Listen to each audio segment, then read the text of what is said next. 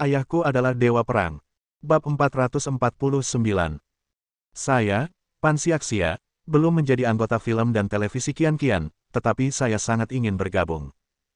Meskipun tidak memerlukan biaya sepeser pun, meskipun saya bekerja untuk Tuan Guan secara gratis, saya ingin bergabung.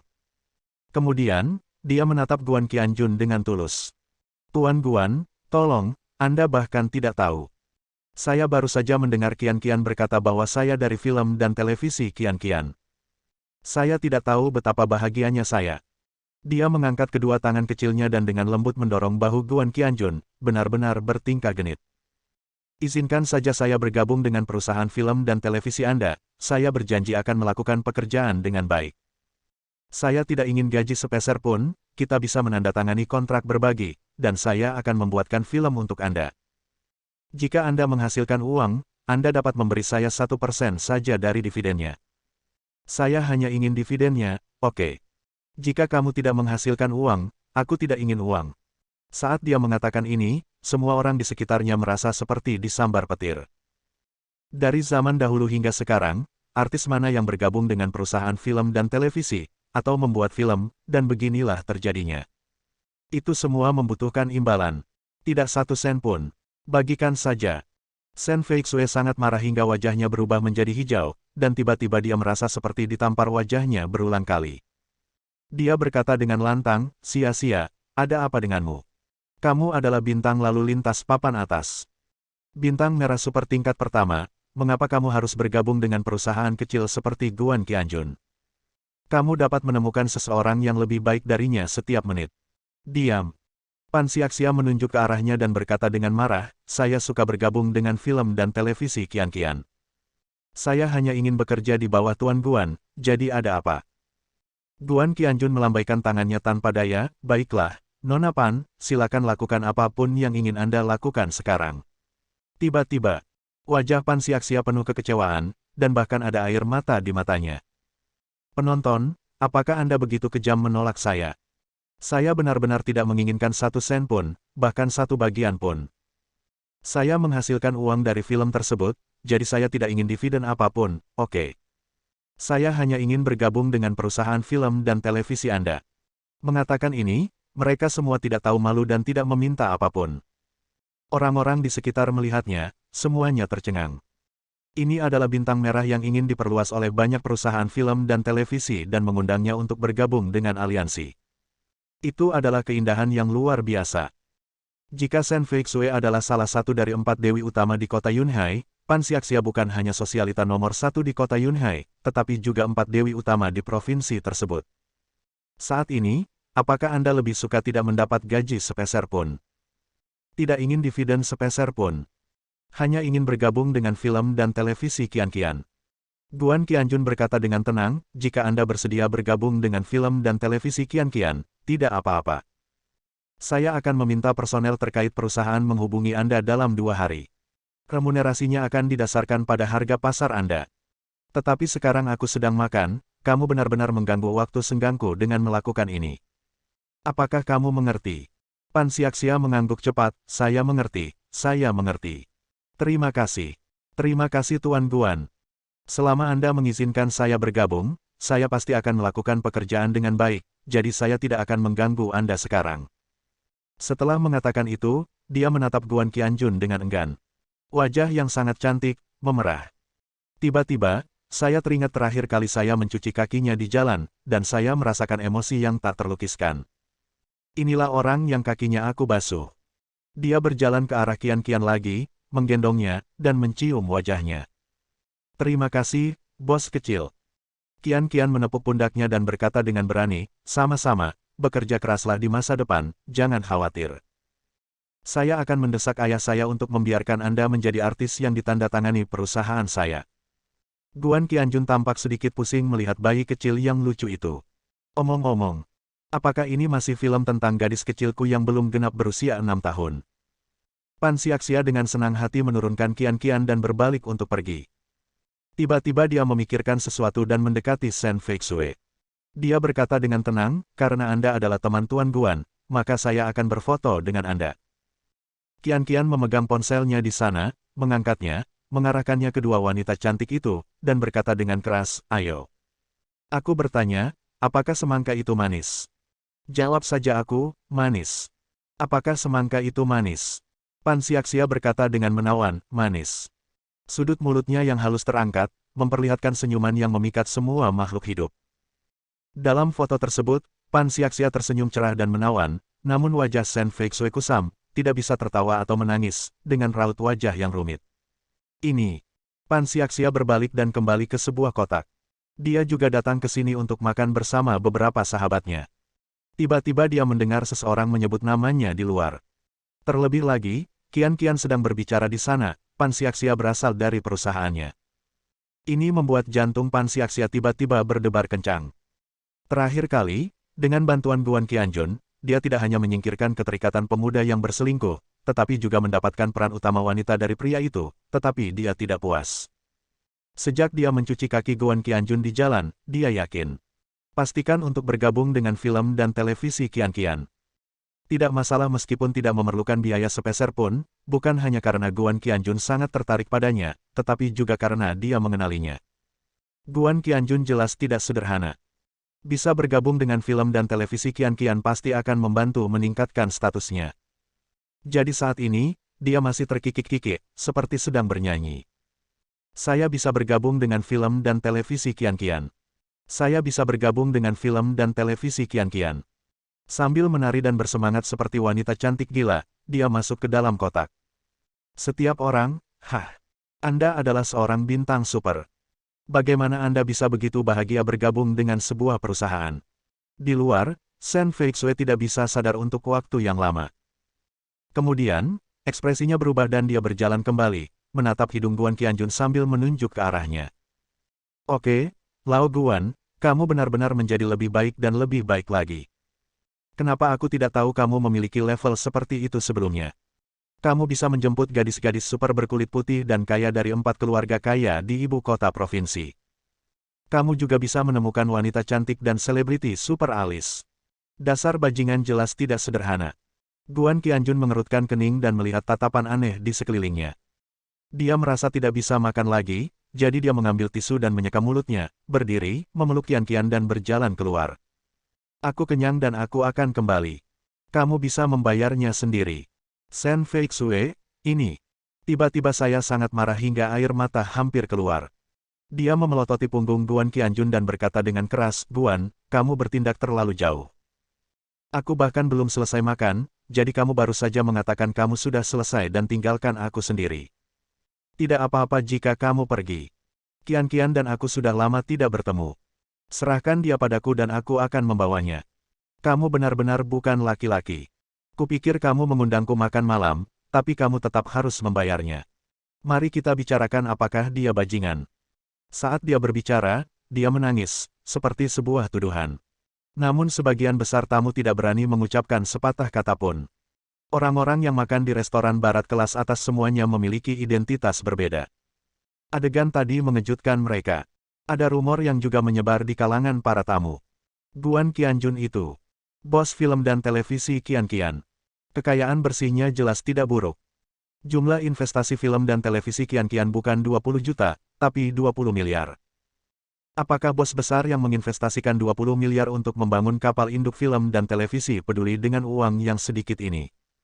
Mereka semua dibuat marah oleh wanita ini. Bab 450.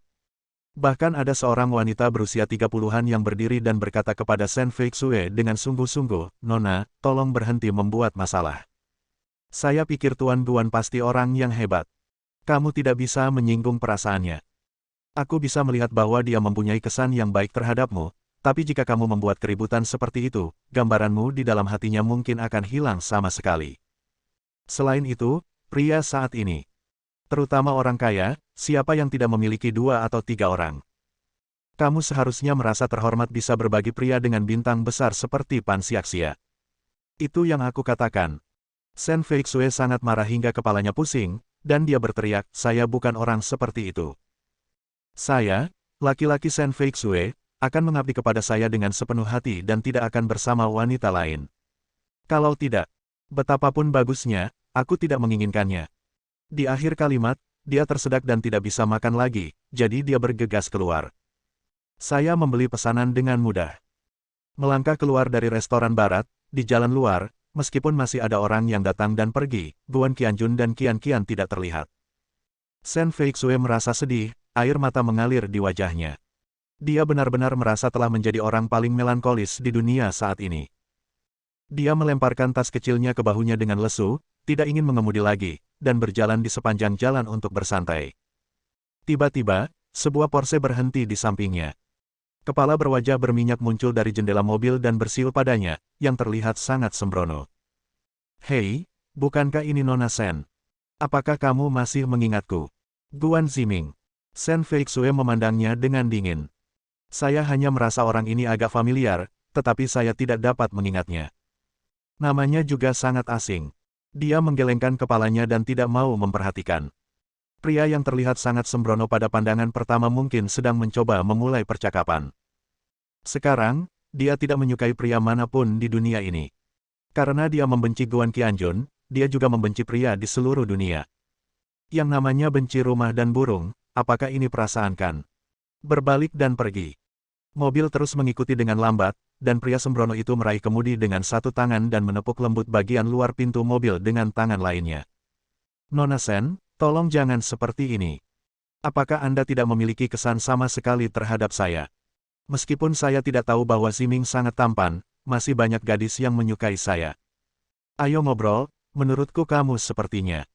Sebelum dia selesai berbicara, dia disela oleh Shen Feixue. Dia mengeluarkan suara yang kejam, "Keluar dari sini. Jika kamu tidak keluar dari sini, aku akan menghajarmu sampai mati." Guan Ziming sangat ketakutan hingga dia mengecilkan lehernya, tapi dia tersenyum dan terus menginjak pedal gas dengan ringan dan mengikuti Shen Feixue. "Nona Shen, aku menyukai kepribadianmu yang galak. Kamu adalah seorang ratu cantik, dan kamu adalah yang terbaik untukku, Guan Ziming. Kamu benar-benar tidak mengenaliku lagi, yang membuatku sangat kecewa. Kalau begitu kamu masih ingat Su Qingyi." Begitu dia mengatakan ini, Shen Feixue berhenti, menoleh, sedikit memiringkan kepalanya, dan menatapnya dengan ragu. Guan Ziming terkekeh dan menepuk bingkai jendela, "Kamu mengenali saya ketika saya menyebut Su Qingyi, kan? Sekitar setengah tahun yang lalu, ketika Su Qingyi masih hidup, dia mengundang beberapa teman baik untuk makan malam. Di antara mereka adalah kamu. Ada juga adikku Guan Zijiao. Adikku juga membawaku ke sana." Dengan sapuan cepat, Shen Feixue mengingatnya. "Saya ingat jamuan makan setengah tahun yang lalu. Saat itu, Su Qingyi sepertinya menyadari bahwa hidupnya berada dalam bahaya besar, jadi dia memanggil beberapa teman baiknya atau orang yang dapat dipercaya untuk berkumpul. Perlakukan semua orang dengan makanan enak. Dan, sengaja atau tidak, dia menyebutkan kesulitannya saat ini. Ini tidak seperti meminjam uang atau apapun, saya hanya berharap semua orang bisa membantunya merawat Qian Qian jika dia menemui masalah dan tidak mampu merawat anak-anaknya." Qian Qian juga hadir saat itu. Saat Su Qingyi mengatakan ini, meskipun dia mencoba yang terbaik untuk menahan rasa takut dan kesedihannya, air mata masih mengalir. Qian Qian sangat bijaksana. Dia meringkuk di samping Su Qingyi, mengambil tisu dan menyeka air matanya, dan menghiburnya, "Ibu. Ibu. Jangan khawatir, aku sudah dewasa. Aku akan baik-baik saja, dan ibu juga akan baik-baik saja. Ibu akan menjagaku dengan baik selama sisa hidupku." "Bibi Zijiao, Bibi Feixue, bukan begitu." Pada saat itu, kata-kata anak itu yang sangat masuk akal membuat Shen Feixue tidak bisa menahan tangis. Akhirnya, dia teringat bahwa orang utama yang dipercayakan Shen Feixue kepada anaknya sebenarnya bukanlah dia, melainkan Guan Zijiao. Guan Zijiao dan Su Qingyi adalah teman sekelas di sekolah menengah pertama. Mereka adalah sahabat baik saat itu, dan hubungan mereka cukup dekat hingga mereka terjun ke masyarakat. Shen Feixue juga tahu bahwa Su Qingyi memiliki sejumlah uang, 10 juta. Dia berencana memberikannya kepada Guan Zijiao. Jika dia tidak mempercayainya, uang itu akan menjadi tunjangan anak Qian Qian. Pada saat itu, Shen Feixue tahu bahwa Su Qingyi berada di ujung tanduk dan tidak mudah untuk mendapatkan puluhan juta ini. Dia tidak tahu dari mana mendapatkan uang untuk putrinya. Namun, hal itu harus membutuhkan banyak pemikiran dan usaha. Memikirkan hal ini, Shen Feixue masih dipenuhi dengan emosi. Pada saat ini, melihat Guan Ziming yang berpakaian indah, dia tiba-tiba merasakan jantungnya berdebar kencang. Sesuatu tiba-tiba terlintas di benakku. Kemudian, setelah dia mengetahui tentang kemalangan Su Qingyi, dia pergi mencari Qian-Qian kemana-mana untuk mencari tahu bagaimana keadaannya sekarang. Lagi pula, meskipun Su Qingyi tidak memberikan tunjangan anak Qian-Qian kepadanya, dia menyuruhnya untuk merawat putrinya atas namanya. Ketika dia menemukan Qian-Qian, dia juga tahu bahwa dia baru saja diusir dari rumah paman Su Qingyi dan tinggal di jalanan, jadi dia segera membawanya pulang. Dia tiba-tiba memikirkannya. Bukankah Guan Zijiao menerima 10 juta dari Su Qingyi? Mengapa kamu tidak mengambil anak ini kembali untuk membesarkannya? Dan, sejauh yang diketahui Shen Feixue, latar belakang keluarga Guan Jia sangat biasa. Guan Zijiao sepertinya telah meminjam sejumlah uang dari Su Qingyi untuk berbisnis, tetapi dia tidak tahu apakah dia telah membayarnya kembali. Tapi sekarang, Guan Ziming ini benar-benar mengendarai Porsche. Meski harganya kurang dari 1 juta, namun tidak terjangkau oleh masyarakat awam. Memikirkan hal ini, Shen Feixue menjadi linglung, dan kemudian suara licik Guan Ziming membuyarkan pikirannya. Hei, Nona Shen, kamu benar-benar tidak dapat mengingatku, bukan? Memang benar bahwa orang-orang bangsawan begitu banyak melupakan banyak hal. Ini membuatku sedikit sedih. Lagi pula, sejak malam itu, setengah tahun telah berlalu dan aku masih merindukanmu. Saat dia mengatakan itu, dia begitu bersemangat hingga bulu kuduk Shen Feixue jatuh ke lantai. Dia jauh lebih berpengetahuan tentang pria seperti ini dan tidak bersikap dingin sama sekali padanya. Tapi penasaran. Melihat mobil yang dikendarainya, dia berkata sambil tersenyum, "Di mana Guan Ziming?" "Saya ingat itu.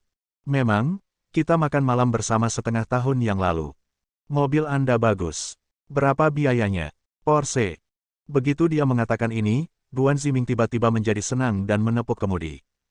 "Aku membeli Porsche ini dengan harga hampir 2 juta, tapi tidak masalah. Aku hanya menyukainya. Kalau kamu punya uang, belilah apa yang kamu suka. Bukankah begitu?" Saat dia mengatakan itu, dia pikir dia sangat tampan dan mengedipkan mata pada Shen Feixue, yang membuat Shen Feixue terkejut. Bersambung.